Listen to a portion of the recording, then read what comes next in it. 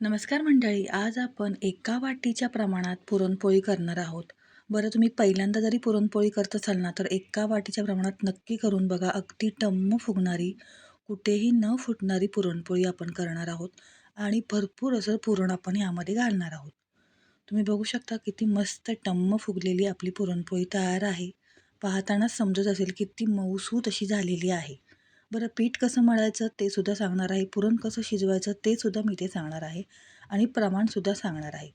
हे बघा, अगदी मऊसूत आपली पुरणपोळी तयार झालेली आहे. आणि एका वाटीच्या प्रमाणामध्ये आपल्या 10 पुरणपोळ्या तयार होतात. 10 ते 12 लक्षात ठेवा.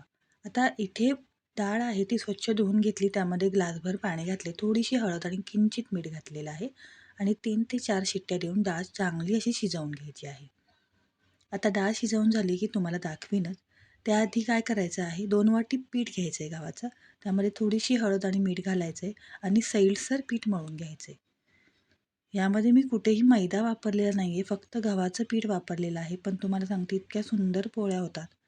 हे बघा, अगदी सैलसर पीठ मळून घ्यायचे. तेल अजिबात वापरायचं नाही आहे पहिल्यांदा. पाणी घालून घालून मऊ असं पीठ मळून घ्यायचं आहे.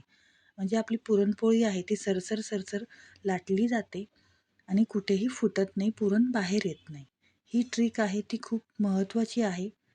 हे बघा, अगदी सैलसर पीठ मळून झालेलं आहे. अगदी चमचाभर तेल घालायचं आहे आणि पुन्हा थोडंसं मळून झाकून ठेवणार आहोत. अजिबात जास्तीचं तेल आपण इथे वापरणार नाही आहोत. हे बघा, छान गोळा मस्त सॉफ्ट असा तयार झालेला आहे. पाहतानाच तुम्हाला समजत असेल किती मस्त गोळा तयार झालेला आहे. आता झाकून ठेवूया आपण. हळद घातलेली आहे त्यामुळे रंगही छान आलेला आहे. आता आपली डाळ आहे ती सुद्धा छान शिजलेली आहे. आता ती गाळून घ्यायची आहे आपण. लक्षात ठेवा, डाळ छान अशी शिजली की पुरण छान होतं. डाळ शिजली नसेल तर पुन्हा शिजवून घ्यायची आहे. हे बघा, तुम्ही बघू शकता मस्त डाळ आपली फुलली गेली आहे, छान शिजली. आता त्यामधलं सगळं पाणी आहे ते नितळून घ्यायचं आहे, म्हणजे काढून घ्यायचं आहे.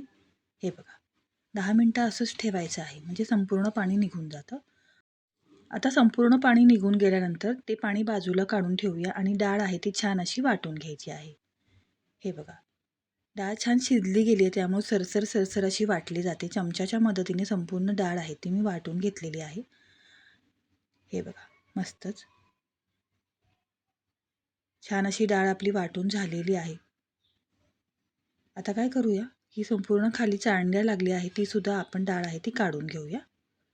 हे बघा, अशा पद्धतीने एकदम सोप्या पद्धतीने तुम्हाला इथे मी पुरणपोळा दाखवते.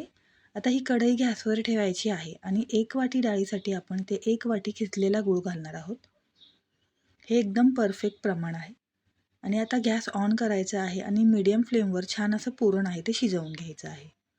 पहिल्यांदा थोडंसं मिश्रण पातळ होतं, टेन्शन घ्यायचं नाही. कारण की गूळ आहे तो थोडासा मेल्ट होतो, विरघळला जातो. त्यामुळं तुम्हाला वाटत असेल पहिल्यांदा थोडंसं 5 मिनटं झाली की गूळ आहे तो थोडासा विरघळला जातो. त्यामुळं आपलं मिश्रण थोडंसं सैलसर होतं. त्यानंतर ते पुन्हा आपण 10 मिनटं म्हणजे टोटल इथे मला 15 ते 18 मिनटं लागलेली आहेत पुरण शिजवून घेण्यासाठी. हे बघा, छान असं पुरण आहे ते शिजवून घ्यायचे. आता चमचा उभा राहत नाही आहे म्हणजे पुरण अजून शिजवण्याची गरज आहे. लक्षात ठेवायचं आहे, पुरण शिजवून झाल्यानंतर त्यामध्ये चमचा उभा करून ठेवायचा आहे. चमचा छान असा उभा राहिला की समजायचं पुरण परफेक्ट आपलं शिजलेलं आहे. दाखवते तुम्हाला मी. आणि हे बघा, पहिल्यांदा तुम्ही एका वाटीच्या नक्कीच करून बघा. जेव्हा एका वाटीच्या कराल तेव्हा तुम्हाला कॉन्फिडन्स येईल आणि तुम्ही करत राहाल. हे बघा, चमचा उभा राहतोय म्हणजे पुरण आपलं छान शिजलेलं आहे. आता यामध्ये वेलची पावडर घालू शकता.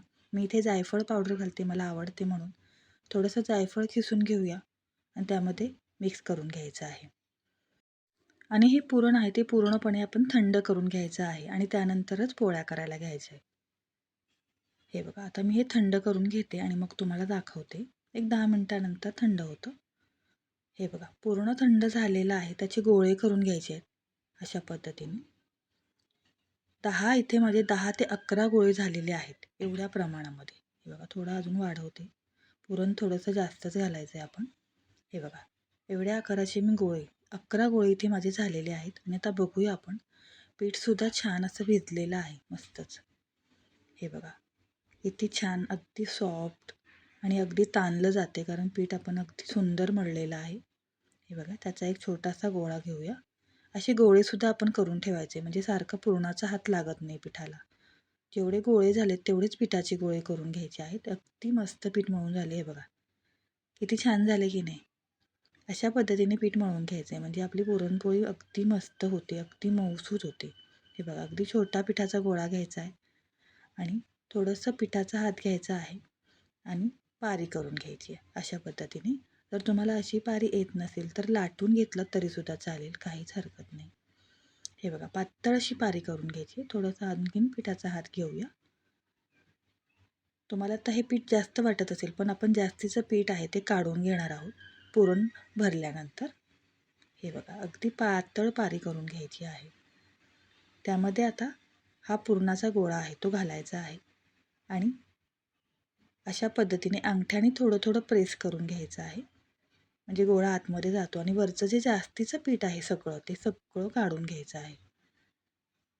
हे बघा, पहिल्यांदा करत असाल तर एक अंदाजाने गोळा घ्या आणि नंतर नंतर पुरण तुम्ही वाढवू शकता. शेवटी पुरणपोळी करणं हा एक प्रॅक्टिसचाच भाग आहे, पण तुम्हाला खरं सांगते एका वाटीच्या प्रमाणात नक्की करून बघा, अजिबात चुकणार नाही. हे बघा, आणि थोडासा गोळा आहे तो पसरवून घ्यायचा आहे, म्हणजे काय होतं पुरण सगळीकडे सारखं पसरलं जातं. हे बघा, तुम्ही बघू शकता थोडा मी गोळा आहे तो पसरवून घेतला आहे. आता पीठ लावून घेऊया आणि लाटून घेऊया. अगदी हलक्या हाताने लाटायची, काही टेन्शन घ्यायचं नाही. हे बघा, सरसर सरसर आपली पुरणपोळी आहे ती लाटली जाते. हे बघा, कुठेही आपलं पुरण आहे ते बाहेर येणार नाही आहे. अगदी मस्त सारखं असं पुरण पसरलं जातं आहे. पाहतानाच तुम्हाला समजत असेल. हे बघा, सारखी अशी लाटून घ्यायची आहे. मस्त आपली पुरणपोळी लाटून झाली. तुम्हाला उचलून पण दाखवते. बघा, मस्तच. आता शेकून पण घेऊया. तवा छान तापला की त्यावर पुरणपोळी घालायची आहे. मीडियम गॅसची फ्लेम ठेवायची आहे, खूप लोसुद्धा ठेवायची नाही आणि खूप हायसुद्धा ठेवायची. हे बघा, मी पलटी केली आणि टम्म अशी फुगायला आली आहे. मस्त फुगलेली आहे. हां, थोडीशी. हे बघा, इतकी फुगली की उलटण्याच्या मदतीने मला पलटीसुद्धा करता येत नाही आहे. हे बघा, तूप किंवा तेल तुम्ही काही लावू शकता. मी तेलच लावते आणि नंतर खाताना तूप वाढून घेते. हे बघा, मस्त टम्म फुगलेली आपली पुरणपोळी तयार झालेली आहे. अशा सगळ्या पुरणपोळ्या माझ्या तयार झाल्यात बरं का. हे बघा, मस्त गव्हाच्या पिठाची टम्म फुगलेली पुरणपोळी तयार आहे. छानच. आणि पुरणपोळी खाण्याचं जे सुख आहे ना, ते मी तुम्हाला सांगूच शकत नाही. आणि घरी गेलेली असेल ना तर वा वा, मस्तच. खाणारे घरातले जे आहे ते कौतुक करणारच. इतकी छान पुरणपोळी आपली तयार झालेली आहे. मस्तच. हे बघा, दुसरीसुद्धा पुरणपोळी दाखवते तुम्हाला. हे बघा, तेल लावून घेऊया. हे बघा, दुसरीसुद्धा पुरणपोळी मस्त अशी टम्म फुगलेली आहे. हे बघा, आणि पुरणसुद्धा भरपूर घातले बरं का यामध्ये मी. छानच. हे बघा, किती मस्त रंगसुद्धा इतका छान आलेला आहे. छानच. अशाच तुम्हाला माझ्या शॉर्ट आणि लाँग व्हिडिओ आवडत असतील तर खाद्यरुची चॅनलला लाईक करा, शेअर करा आणि माझी रेसिपी कशी वाटली कमेंट्स करून नक्की सांगा. हे बघा, चला तर मग पुन्हा भेटूया अशाच रोजच्या साध्या सोप्या रेसिपीसोबत.